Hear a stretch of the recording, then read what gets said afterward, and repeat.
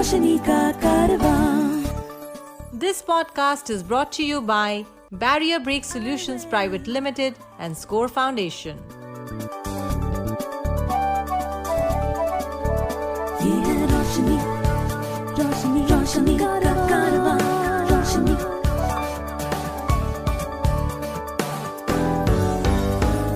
Highway, ये है रोशनी का कारवां। Hi, my name is George Abraham, and welcome to this edition of iWay Conversations. My guest today is Jonathan Mosen from New Zealand. He is a podcaster, broadcaster, entrepreneur, advocate, and a technology specialist. Welcome, Jonathan. Thank you, George. I really appreciate you asking me here. Your romance with radio began very early in your life. It will be interesting to know how did that happen and your journey till Mushroom Explosion. Well, it was strange. I always liked listening to the radio, and my mother would have the radio on. We used to have a poultry farm, raising chickens, and the chickens would lay eggs, which we would sell and all that kind of stuff. And she would have the radio on in the background. And I also, like many blind children, liked to use the telephone. So one day when I was 4, I started calling in to a local call-in show and was probably very precocious. And anyway, a lot of the people listening thought it was kind of cute that this 4-year-old kid was calling in.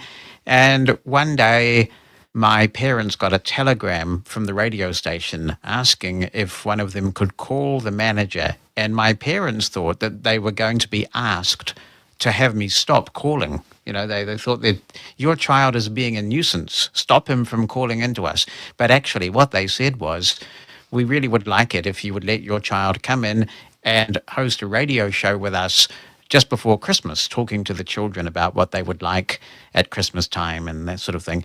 And so that's how I got involved in radio very early. So right throughout my childhood, I was also doing things on the radio, and I've had a love of radio ever since. When you started coming on radio, obviously your friends in school and maybe later on in college also would have been listening to you. How did it impact your presence in the school, in your relationships, and your social situation as a young person growing up? Yeah, I went to a school for the blind, and I really appreciate that because it gave me a good grounding in Braille. We had quite small classes, and I met some really great people who were still lifelong friends.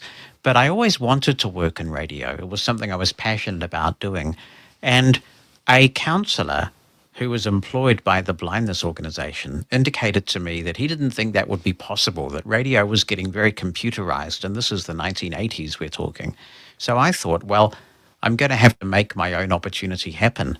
So I decided to start a temporary radio station at the School for the Blind, and that was funded completely by commercial revenue. So we went out and we sold advertising, and the advertising paid for the equipment. We had a proper, really large transmitter mast put up and radio equipment, and we broadcast for a couple of weeks, and we did it twice, to the whole of the Auckland area. And what I did then was, after having set the radio station up, I invited everybody in the radio industry that I could get hold of to come and say hello and look at these blind people doing radio. And what it meant was that by the time I was ready to look for work, I knew everybody in the radio industry because I'd introduced myself to them. So it was actually quite easy for me to get work on the radio after that. You moved on from there to work with a mainstream radio station, and you did some kind of a breakfast show with them. Tell us a little bit about that. Yeah, I worked in several radio stations. And again, I think the way that happened is interesting. You might remember, actually, that in 1990, we had the Commonwealth Games here in Auckland. Yep. And so I was listening to this radio station, and they just started up. There were a lot of radio stations coming and going in those days. And this radio station just started, and they were coming on the air at 6 in the morning and going off at midnight. So I thought, I'll call this radio station. And I said to them, you need to be on 24 hours a day, at least while the Commonwealth Games are on, because lots of nightlife is happening in Auckland and you could sell ads. And I said, why don't I do the show from midnight till 6 a.m.? Because you've basically got dead air anyway. There's nothing on at that time. So what have you got to lose? I can't be any worse than dead air. Yeah. And if I'll do it for free for 2 weeks during the Commonwealth Games.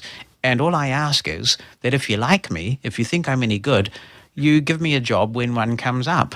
So they said, okay, we'll give you a try. And that went really well during the Commonwealth Games. And within a few weeks, I was hosting the breakfast show. And I worked on several radio stations for the next few years, doing current affairs interviewing and all sorts of things. I was a program director at another radio station. So that was great to be on mainstream radio. And every so often it would come up that I was a blind person. I wouldn't hide it, but I wouldn't make a big deal of it either. And I think it just helped people realize that maybe their perception of blind people was a little narrow at times. There are a number of FM stations in India who actually have attempted or have expressed their interest in hiring blind and visually impaired people to do programs. But the technology seems to be a hurdle. What about the radio stations in New Zealand? Apparently, there is no accessibility issue there since you have successfully kind of navigated your way through. I got really lucky with the timing, you see, George, because when I was doing this at the beginning of the 90s, we were still using physical equipment like CD players and cartridge machines and that kind of thing. So the radio stations I worked on were not automated or computer driven in those early days. And it is a shame to me. A lot of blind people have a love of radio. They know how to do radio well. And a lot of the systems that are in radio studios these days are computerized and not accessible. There are some accessible options, but they're not all accessible. And so it is a shame that really capable, competent blind broadcasters might be locked out of a radio station because of what's been chosen in the studio. So, yeah, again, I just got really lucky with my timing. Let's just pause here and look at the people involved with radio. Now, you as a broadcaster, what do you think are the relevant qualities that you need as a person to be a good voice on radio? I think it depends a little bit on the kind of radio that you're doing, but there are some general things. I think you need to be a friendly voice. I think you need to have a genuine interest in other people. You need to have this ability, I think, to imagine that you're just talking to one person, that when you turn that microphone on, your relationship is a personal one with the person listening to you at that moment. You need to make them feel special and that you're talking directly to them. And I think as you go on to, beyond music radio, where you're just announcing songs and reading slogans, if you are going on to things like talk radio, where you're interacting with an audience, that's where you really need to have, I think, a genuine interest in other people. And one of the big underestimated qualities of good communication is most of it is actually listening. Most of it isn't talking. And so if you're interviewing people, like you are to me, and you're doing it well, then you'll be listening really carefully to what that person is saying. You'll follow up with poignant questions based on what someone has said and turn it into a really good conversation. There was a broadcaster, a very famous broadcaster here, who's sadly now died, but he said to me once, what you got to remember about this industry, Jonathan, is if there's one thing that people can't help doing, it's overhearing an intimate conversation. So radio is a very personal medium, and I love it. Yeah, so moving on, Jonathan, somewhere along the line, you got interested in politics and you stood for elections. Can you tell us a little bit about that? I've always been a political creature. I love listening to politics since I was a very small boy. And I remember when I was about 4 or 5, listening to Parliament on the radio, and I turned to my mum and I said to her, Mum, do you think those people are friends in real life? Because they were arguing so much. I wondered, is it like some sort of fake thing? But the politics, I know that people are cynical about it, but it's also a wonderful medium to make change. So I've been involved in government relations where I've been responsible for advocating for a lot of really positive law change in New Zealand, some of which has affected the entire world now. But actually being involved in the political process is great. And I did stand for Parliament for the first time in 1993 and then again in 1999. And when I stood for Parliament in 93, I was the first congenitally blind person in New Zealand to do that. It was a great experience. I came away with a lot of respect for the process and the people who work hard to get someone elected.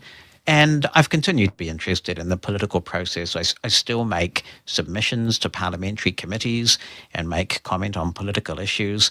So it runs through my veins, the whole political thing. You've been an advocate for people with disability. What are the issues, say the top 3 issues that people with disability, people with blindness in New Zealand face, for which you need advocacy done?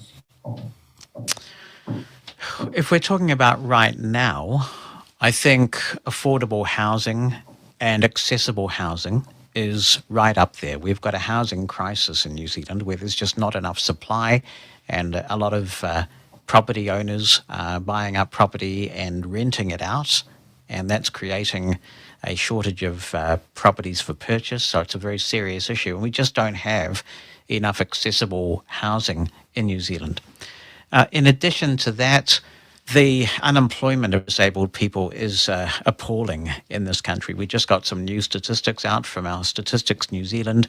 It indicates that while the unemployment rate of the general population has declined as we recover from COVID-19, it's actually gone up for disabled people. And the amount of disabled people who are now not in education, employment or training is at a shocking 48%. So unemployment is a really scary issue. And if I had to pick the third issue, since you gave me 3, I would pick the digital divide, because you and I both know, and presumably everybody listening to this podcast knows, how empowering having access to the digital equipment, being online, can be.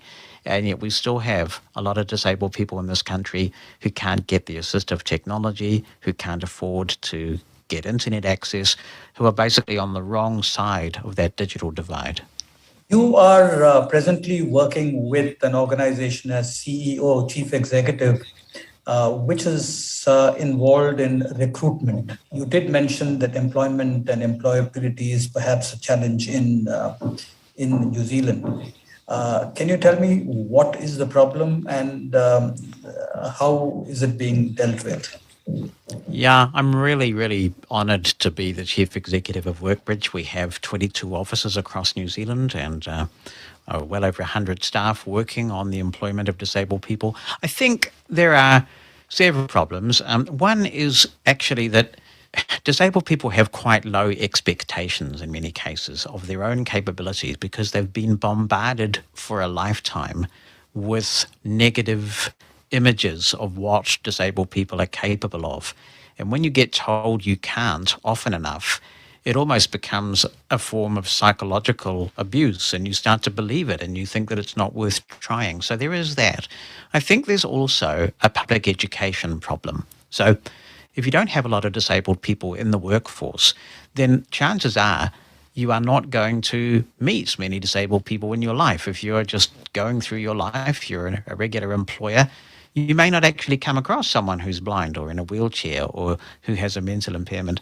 So people make assumptions that are quite wrong, quite erroneous, and they think that disabled people can't function in their workplace. They're worried that there'll be a health and safety risk if they employ disabled people. They're worried that disabled people won't be as productive as everybody else. So all of these things, the public education component really adds up, and we've got to do a lot more to take people along with us and educate them about the capabilities that we have. So it's a challenging job, but it's really rewarding when we feel like we're making some progress. Would you like to comment on the education that blind and visually impaired people get in New Zealand?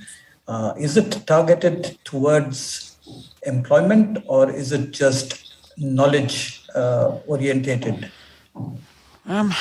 Well, the first thing I'd say is that most blind and visually impaired kids go to their local school these days. There are some who attend schools for the blind, a school for the blind. Typically, they would tend to have multiple impairments, but not always.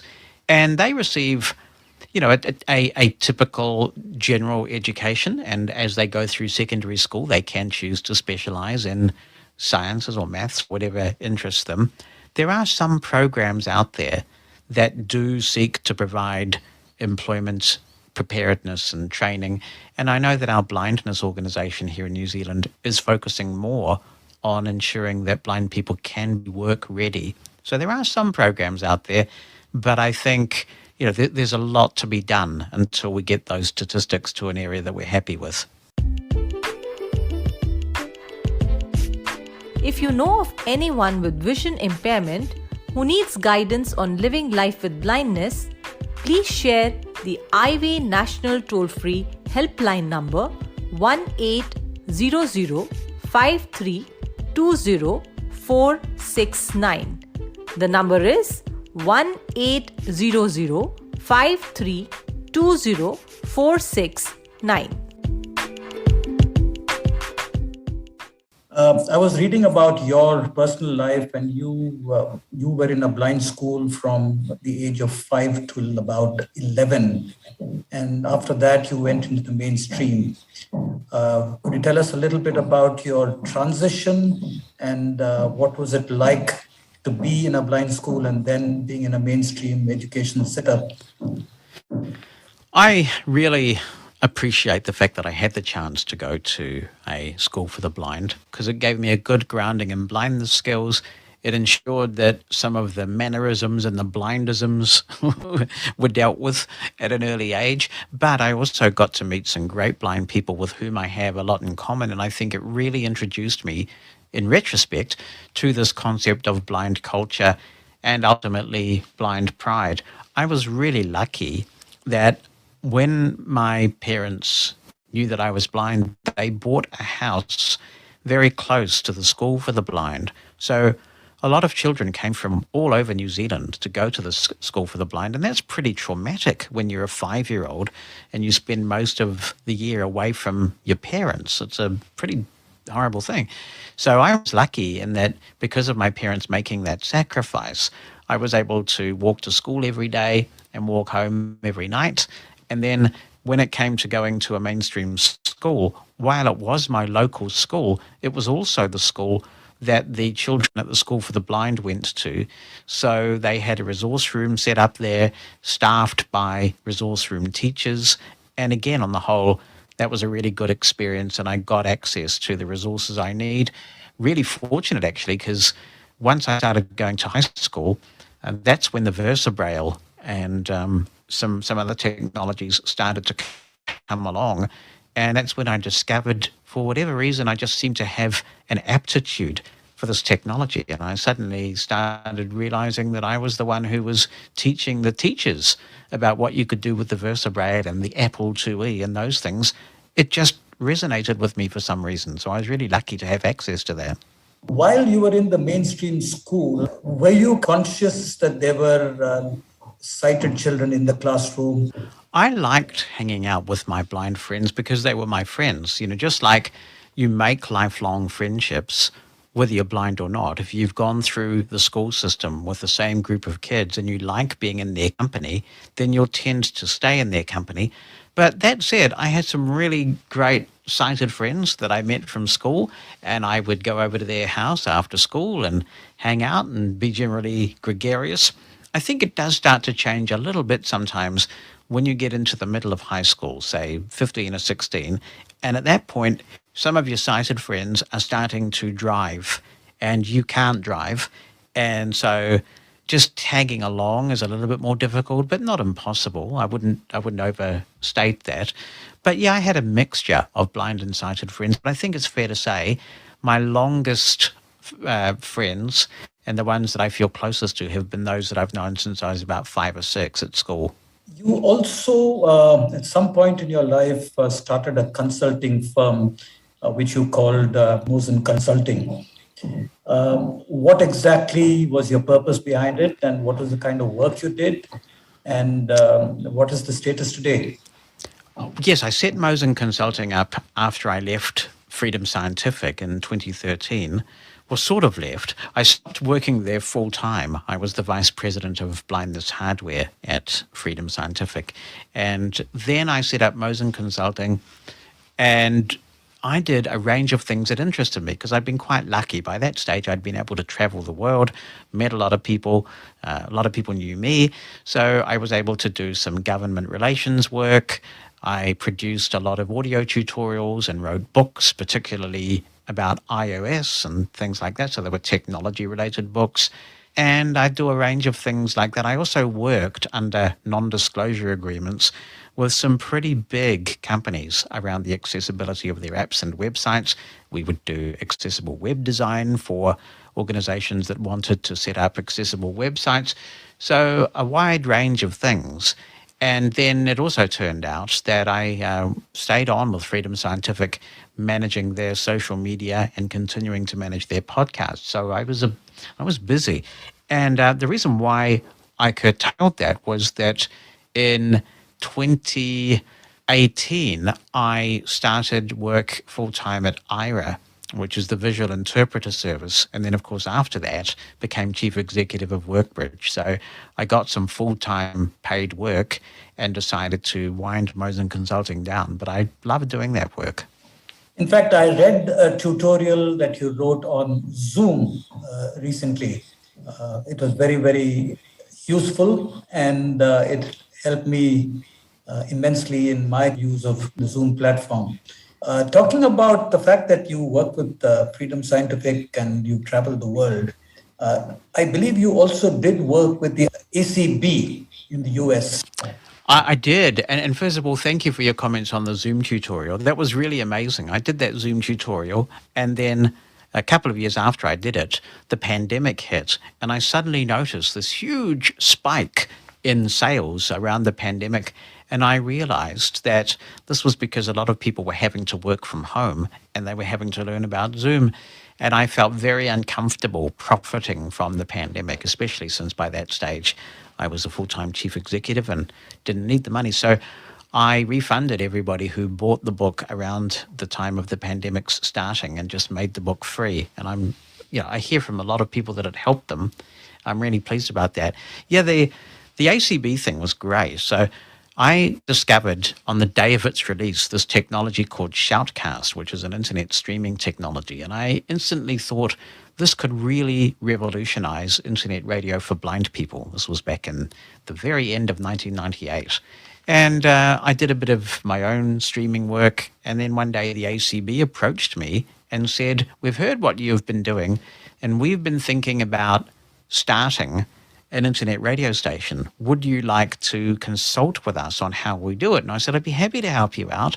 And then coincidentally, we got Paul Edwards over here when I was the president of the Association of the Blind. What was it called then? The Association of Blind Citizens, it was called back then. And I was president, and we got ACB's president out here as our speaker. And I had a change of job situation. I chose to resign my job then. And Paul, the president of ACB, was still staying at my house. And he said, "Well, now that you're looking for a new job, why don't you come and run and set up ACB Radio for us?" So I founded ACB Radio in December of 1999, and it was a phenomenal experience. We grew that thing. We got a lot of blind people from around the world involved in the project. I'm really proud of what we achieved. And more recently, I think it was 2010 or was it 2013 that you set up Mushroom FM. Yeah, 2010 is when it started. We took a little break from the end of 2013 to the middle of 2015, but it's still going now. And Mushroom FM is just fun to be a part of. It's an internet radio station staffed by blind people from all around the world. And we play old stuff. We play music from the 50s through to the 80s and just have a lot of fun doing it. So it's a way for me to keep my hand in radio work, because even though I'm a boring, serious chief executive these days, you never quite get rid of the radio bug. And doing the show on there and working with other people who love radio, it's a good outlet for me. I love doing it. And I was listening to Mushroom FM the other day, and I heard the voice of a lady by the name of Bonnie. Is that your wife? That is my wife. Yes, I'm very lucky. She's married to me still. Yeah, I just wanted to check. You married Bonnie. This, I believe, is your second marriage. And what's the story behind this? It apparently it has something to do with the radio. Yeah, well, in the interest of full disclosure, it's my third. I have to say, but yes, I was working in Boston in 2012, and there was this woman who used to listen to the Mosen Explosion, which is the show that I've done on the radio for well over 20 years now, and she'd sometimes email in or send a tweet or something like that. And she sounded really intelligent and witty and things. And I knew that she was in Boston. So one weekend when I was in Boston to work for Freedom Scientific, I was going to do my show, which I did on a Sunday afternoon, American time then. And so I said to her, hey, I'm in Boston, and why don't you come and liven up the show and be a co-host with me? So she did, and it's kind of nice because I've got a recording of our first meeting, effectively, because it was live on the radio.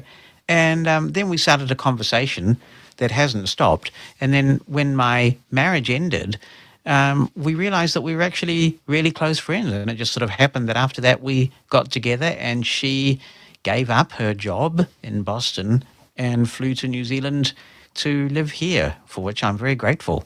The other day, I was listening to one of your podcasts where you were having a conversation with Amanda. Yeah. I believe she is your wife number 1 or 2? She is wife 1.0, that's right. 1.0. Yeah. And she's sighted. Yeah. And, in India, marriage or matrimony is kind of, there is a lot of debate on whether a blind person should get married to a blind person or whether he or she should get married to a sighted person.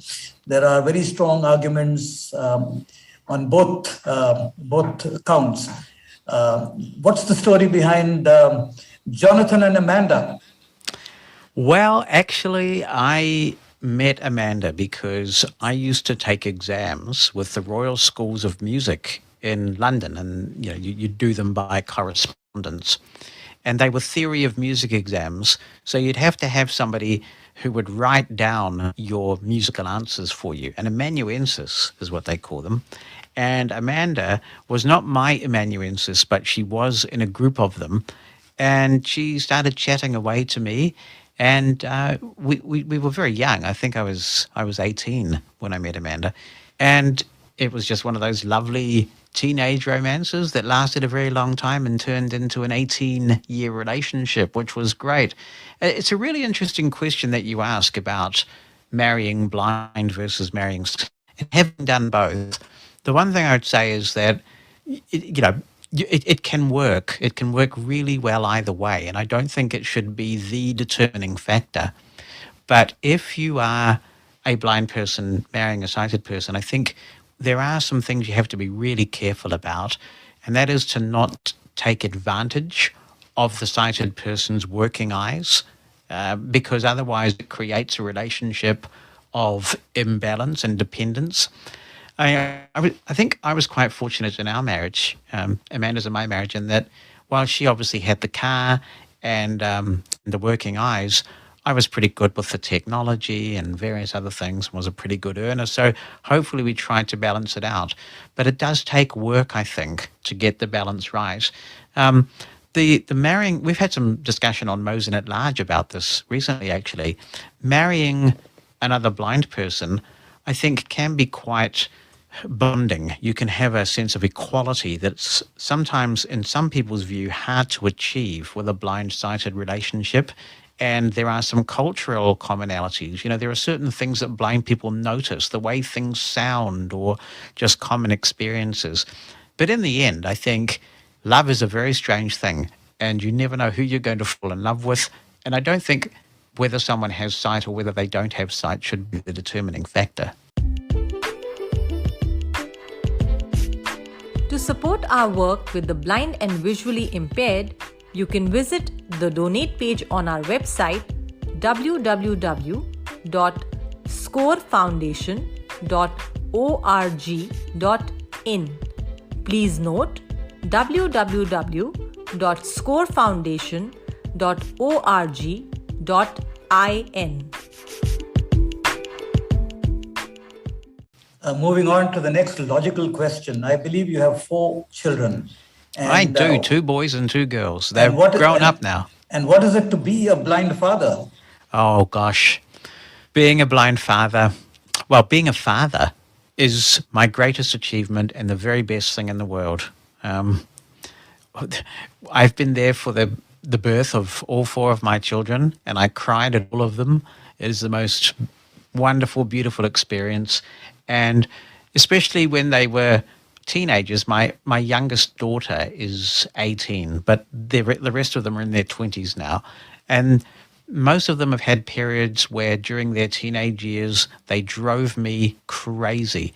And they turned in from these beautiful, lovely young people into grumpy, hormonal, completely inconsolable, incommunicative, awful people. But then eventually it comes right again, and you get to be able to communicate with them again. I wouldn't miss being a dad for the world. I just love it to bits, and I love them to bits. Are any of your kids kind of involved with some of the work you do?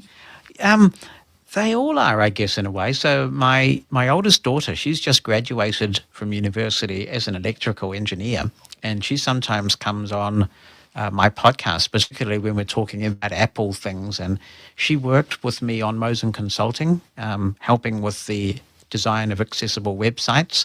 And she is a geek like I am. My oldest son, who's the next child, he graduated from broadcasting school, and he's now doing a degree in audio engineering. And so all of them in some way, have that closeness where we have some things in common, and that's really special. On one of your podcasts recently, you've been talking to people about blind pride, blind culture, and you're talking about your identity as a blind person. One of the things that I keep saying is that, the world around, when they know that you're blind, there is some bias that comes into the way they engage with you. There's an old song called The Greatest Love of All, and George Benson did it first, and Whitney Houston did it about a decade later. And one of the great lines from that song is, "No matter what they take from me, they can't take away my dignity." And I love that line. And I think blind pride is partly about asserting your worth and asserting your dignity. I wrote a blog post about why I'm proud to be blind, because it's something that some people have some trouble understanding or even believing is true. Some people have accused me of making it up, that I'm proud to be blind. But when I think of all of the contributions that blind people have made to society, there are many pieces of technology that have come into existence that are used in the mainstream now, specifically because blind people needed them, and in some cases because blind people created them. We've led the curve. I also know that I would be a very different person if I wasn't blind. I come from a working class family of 5 children. My parents weren't extremely poor, but they weren't wealthy either. They had very little formal education. And I think that it's because I'm blind that I took a different path from my siblings. I'm the only one in my family who's got a university education, let alone a master's degree, and become a chief executive. Those things have all happened because I'm blind. And I'm really proud of that. And I'm quite happy for my blindness to define me. I don't feel the need to be called a person who's blind. I'm a blind person, just like I'm actually a short person and an increasingly thin person because I've been looking after myself. So I just see it as another attribute that is sometimes relevant to define me and is sometimes not relevant to define me. But my blindness has played a huge part in who I am, and it's a really positive part. I don't think I would be as effective an advocate if I weren't blind, because it's a bit like minorities, say racial minorities, for example, or religious minorities who face misunderstanding or discrimination or even persecution. Sometimes it brings out a determination, it brings out character, it brings out the best in you. And my blindness has done all those things. So yeah, I'm really proud to be blind. You alluded to the fact that you're also a thin person. Obviously, that would mean that you are kind of conscious of your fitness. What you do to be fit? Oh, I went on a low carb thing. So I come from a family where my parents had quintuple heart bypasses within a day of each other. So I think it was, I can't even remember which order that happened in. I think my mum went in first. She was having chest pains. My dad went along with her in the ambulance, and next thing you know, they're both in there having heart bypasses. I've got a lot of diabetes in my family, and I realized I've got to take it seriously. So I did a lot of research, and then I went on this low carb thing, lost a huge amount of weight, and feel more energetic than I have in my whole life, just like full of energy and feeling good. So it's been a very good outcome for me. Jonathan, you're 52 now, and you've done a lot of stuff in this, some people might say short span of life, some people might say 5 decades of life, whatever it be. What is it that you want to do going forward? Are there any dreams that you have, any goals that you have set for yourself going forward? Yeah, it's funny. I was saying to Bonnie the other day, you get to a point where you suddenly realize you've probably had more tomorrows than there are yesterdays. So the other way around, you've probably had more yesterdays than there are tomorrows. But that's what getting old means. I don't know. I don't think there's any major ambition I haven't fulfilled yet. I mean, possibly the Parliament thing, and I don't know whether I'll get back to that or not. But I don't mind what happens in the future as long as I can make a difference. I like to go to sleep at night, and I keep a gratitude journal, and I do usually 15 minutes of meditation in the morning and another 15 minutes as I'm winding down at night. And I like to ask myself, have I made a difference today? And if I can point to something that I think even made the world a better place for one person, then I haven't wasted a day on this planet. So that's what I aim for. Jonathan, it's been a pleasure. Thank you very much for taking the time to speak with us, and look forward to talking to you in the future. It's a real pleasure to talk with you, George.